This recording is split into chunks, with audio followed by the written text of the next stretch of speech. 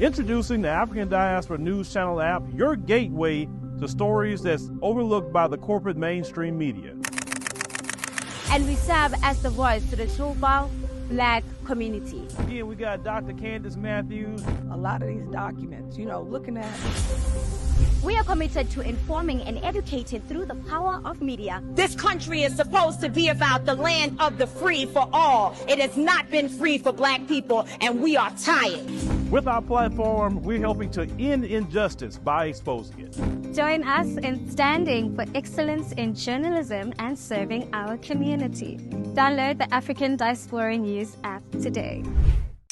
Hello everyone, my name is Naledi Mfoloe and it is my absolute pleasure to welcome you to the latest edition of the African Diaspora News channel, where we unravel the stories that shape our world and our communities. Today we dive deep into the currents of information, from the pulse of politics to the heartbeat of entertainment.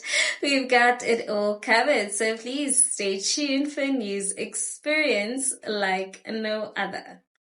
Today we bring you a detailed report from Bristol, England, where white far-right protesters recently disrupted the peace with hateful slogans and violent attacks.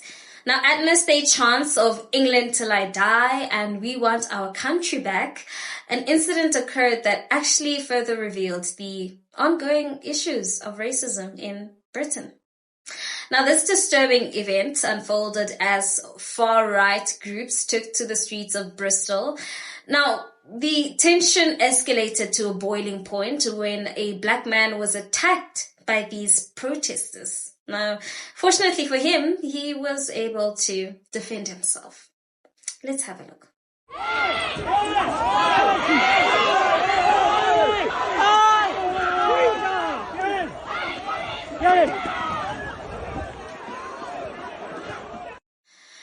Now, honestly, I don't know, man. Like, this is just distasteful. But honestly, power to the African brother that defended himself bravely. Also, I have to say that hearing "we want our country back" from someone coming from the UK was actually the joke of the year. How do they want their country back, but they can't seem to do without our African resources? Now, the footage of this attack is a stark reminder of the growing intolerance faced by Black communities. The far-right demonstrators who claimed to be defending British values were in fact perpetuating hate and violence. Their aggressive behavior not only targeted individuals, but also sought to intimidate the entire Black communities. Now, I do believe that programs that promote understanding and cooperation between different communities are very essential. It's through these initiatives that we can truly address the fears and the misconceptions that drive people towards far-right ideologies.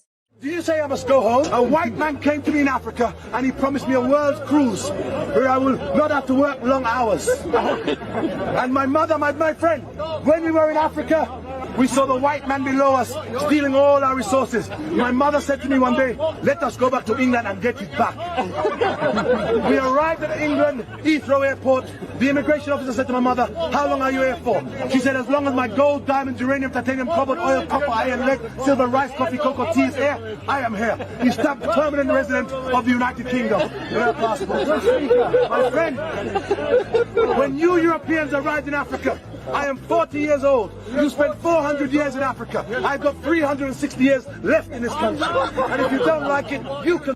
Now, the scenes from Bristol are an important reminder of the challenges faced in the fight against racism and extremism.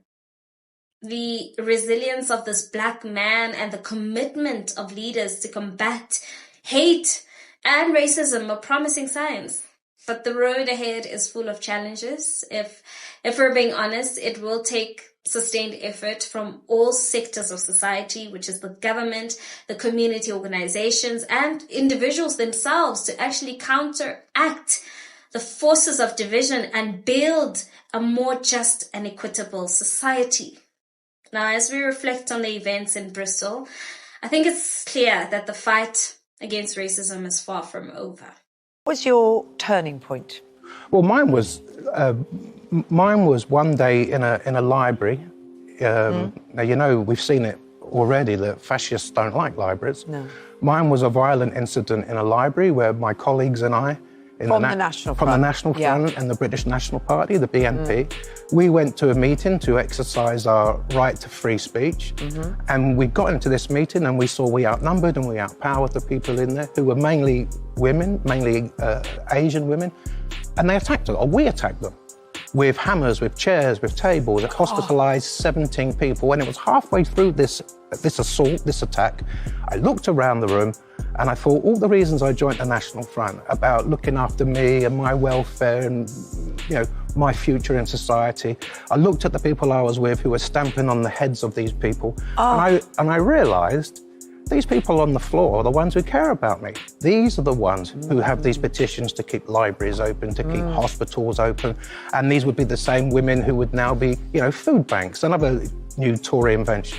And these were the good people, and I actually thought we were the good guys standing up for race and nation, and I stood there and thought, you know what, I'm absolute scum.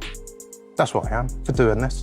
How does beating people up help me, help my people, help my race? And I just think I'm on the wrong side. Now, in every moment of crisis lies an opportunity for courage, for solidarity and change. Now, as the events in Bristol remind us that the fight against racism actually requires vigilance, commitment, and bravery of each one of us. Now, we will continue to monitor the situation and provide updates as they unfold. Let us all draw inspiration from those actually standing up against hate and racism and commit to fostering a society where every individual can live without fear or discrimination.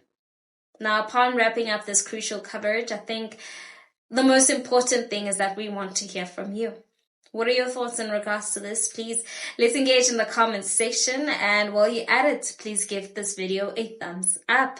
That's it from me. Till we meet again, it is goodbye for now.